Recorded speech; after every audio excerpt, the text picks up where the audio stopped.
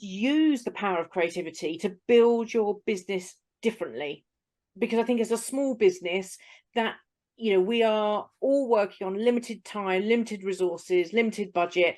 And I think if you can get a bit of creativity into your business, get creative eyes on everything that you do, and just question, why do I do it like that? How can we do it differently? What would that give us?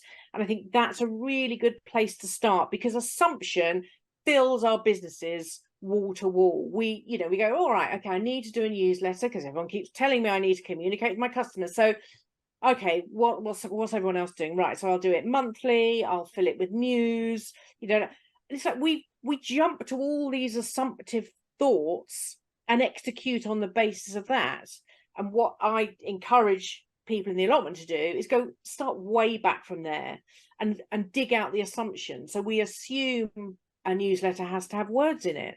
Okay, I mean, I'm amazed at how many graphic and visual people send out a newsletter filled with words. Why is it not a graphic novel? Why is it not a cartoon? Why is it not something visual?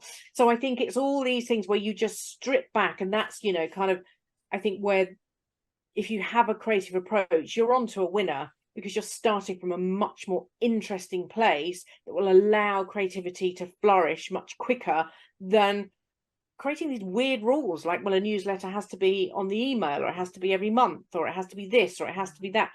That's where you get the grey newsletter that you go, maybe I'll read that, and then it drops like a stone to the bottom of your inbox to join all the other things from Sports Direct and Pinterest that you also think, I must get around to opening that.